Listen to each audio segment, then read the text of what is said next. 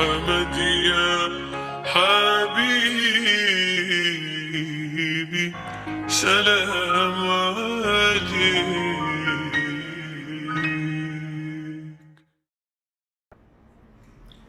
Di dalam Al-Quran surat apa ya? Al-Baqarah insyaallah, tapi lupa saja. Ya ayuhan nasu budu rabbakumul ladzi khalaqakum, yaitu wahai manusia, mengabdilah atau sembahlah kepada Allah Subhanahu wa ta'ala yang menciptakan kamu. Ini dikatakan ta'abudalillah. Ta'abudalillah artinya hanya kepada Allah kita itu mengabdi. Ta'abudillah. Nah, saya katakan kalau ta'abudillah itu hanya untuk kepada Allah Subhanahu wa ta'ala, maka tidak ada bulan-bulan yang lain kecuali bulan Ramadan itu kita bisa merasakan kenikmatan dan kelezatan dalam ibadah. Itu namanya ta'abudillah.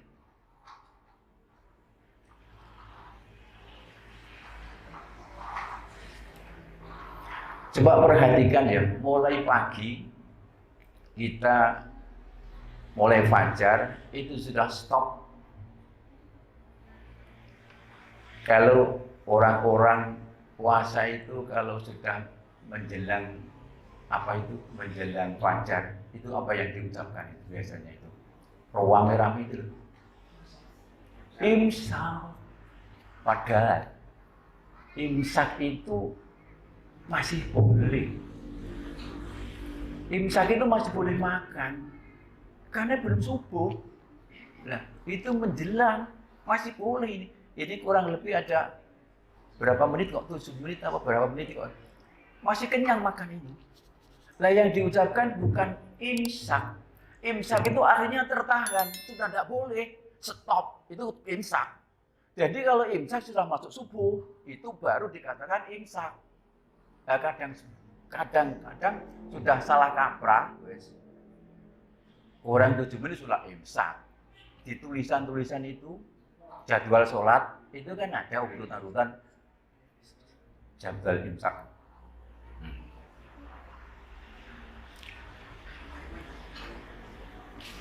Mulai fajar sampai kita tenggelamnya matahari, yang seharusnya kita mengisi perut kita semaunya, tetapi ini imsak. Tertahanlah kamu sampai nanti tenggelamnya matahari. Karena apa? Itu karena ta'abudillah, karena taat kepada Allah sepenuhnya.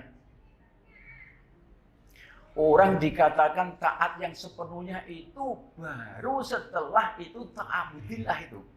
Jadi mentaati perintah Allah Subhanahu wa ta'ala dengan seluruh anggota badan yang tidak pernah ketinggalan. Mata kita melihat orang lain, kita biasanya belalaan tapi menunduk. Pada waktu puasa kita menunduk betul itu. Itulah kekuatan iman yang takwa itu di situ. Ketika kita mendengarkan suara yang jorok, kita tutup telinga kita. Mulut kita kumat kamit, hanya bertasbih kepada Allah Subhanahu wa ta'ala, sehingga tidak ada ruang tempat untuk beribadah yang lain kecuali kepada Allah Subhanahu wa ta'ala. Inilah yang dimaksud ta'abudillah itu, mengabdi kepada Allah sepenuhnya itu.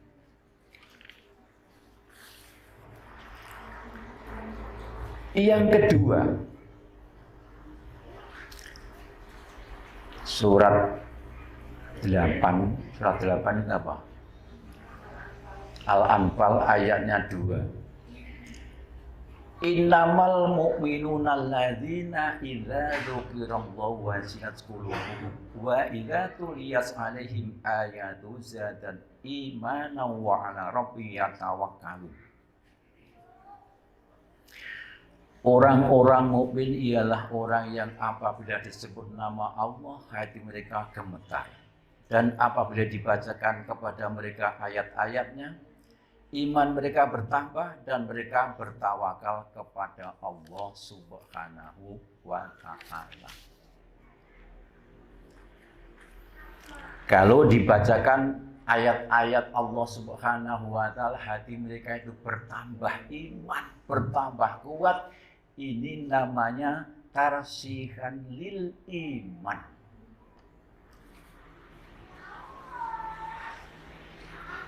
Dan tarsihan lil iman itu memantapkan iman kita kepada Allah Subhanahu wa Ta'ala, bertambah teguh dan bertambah kuat. Kalau disebut nama Allah, hati mereka gemetar. Lalu gemetarnya gimana ya? Ketika mungkin ya Allahu Akbar, ini kan menyebut nama Allah. Hati kita gemetar, tapi gemetarnya bagaimana? Kira-kira bagaimana Pak Muhsin? Gemetarnya hati itu setelah disebut nama Allah. Wah, kok begini gitu ya? Kira-kira itu.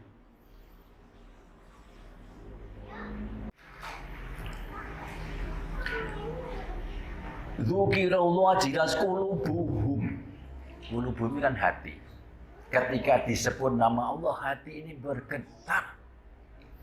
Maka kalau hari raya itu kita sudah berarti ditinggalkan oleh bulan suci Ramadan. Tamu kita suci bulan Ramadan. Maka bagaimana supaya hati ini tetap bergetar ketika nama Allah disebut itu? Janganlah kita tinggalkan hikmah yang penuh berkah Ramadan itu begitu saja sehingga kita tidak mampu untuk merawat, menjaga dan memeliharanya. Hikmah daripada bulan suci Ramadan, kita harus bisa merawat itu, menjaga dan melihara. Karena apa? Kata Rasulullah SAW, sesuatu yang dicari itu tidak mudah kamu pelihara, tidak kamu penjaga. Genggamlah yang rapat-rapat supaya ini di dalam kamu, supaya tidak hilang dari ingatan kamu. Ini kata Rasulullah, supaya menggenggam rapat ini hikmahnya. Kalau kita tidak pandai memelihara dan merawat hikmah dalam bulan suci Ramadan itu, maka kita telah ditinggalkan begitu saja. Tetapi hikmahnya tidak pernah terkesan dalam kehidupan kita. Sehingga kalau disebut nama Allah bergetar, maka berusahalah kita bertasbih, bertahmid, bertakbir, baik itu dalam ibadah mahdoh wajib atau ghairu mahdoh. Ini tinggal setrum kekuatan iman kita itu sejauh mana. Kalau kita semakin dekat kepada Allah Subhanahu wa Ta'ala, ketika ada panggilan Allah itu disebut, maka hati ini bergetar seraya menuju. Kalau panggilan sholat seperti kemarin, seperti barusan ini, kita kan segera ambil wudu. Kita segera melaksanakan sholat. Kita segera berzikir dan seterusnya. Itulah kekuatan iman.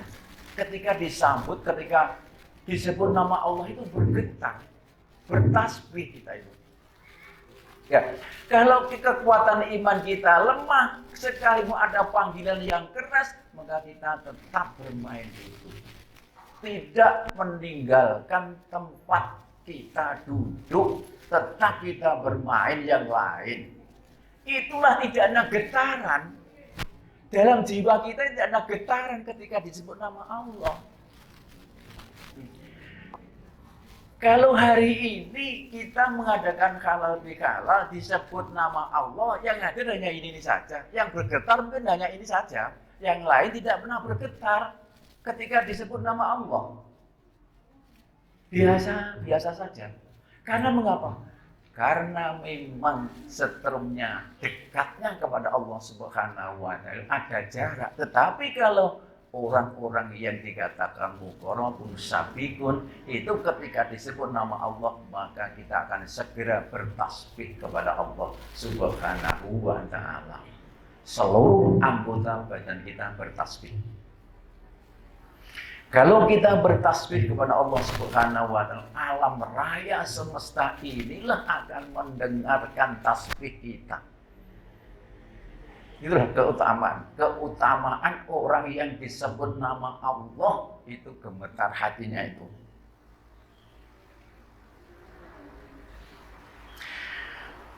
Wa idza tuliyat alaihim ayatuz zadahum imanan wa ala rabbihim yatawakkalun. Dan apabila dibacakan pada mereka ayat-ayatnya, iman mereka bertambah.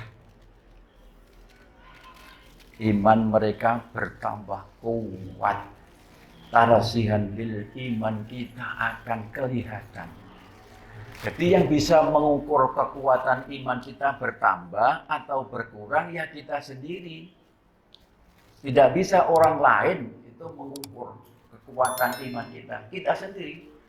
Kalau kita ada peningkatan dalam ibadah kita, maka itulah tarasihan lil iman. Iman kita bertambah kuat. Iman kita bertambah teguh. Ketakwaan kita semakin terlihat.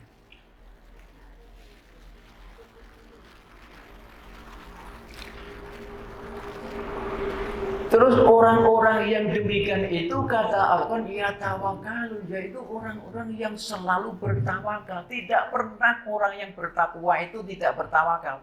Pasti bertawakal. Tidak pernah. Pasti bertawakal dalam keadaan apapun dan bagaimanapun dia tetap bertawakal kepada Allah Subhanahu wa taala. Sekalipun diancam mau dibunuh, mau diancam dan bagaimana, maka kita tetap tawakal kepada Allah Subhanahu wa taala. Rasulullah sallallahu alaihi wasallam ketika Sayyidina Umar bin Khattab belum masuk Islam, itu kan bersekongkol dengan Abu Jahal. Kalau kamu Umar bin Khattab bisa membunuh Muhammad, maka kamu akan saya gaji yang paling besar. Disanggupi Umar bin Khattab. Umar bin Khattab kan tahu.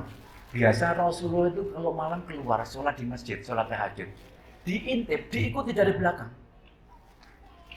Maka ketika mau dibunuh, Rasulullah itu menengok ke belakang. Tidak jadi, dia menyelidut lagi.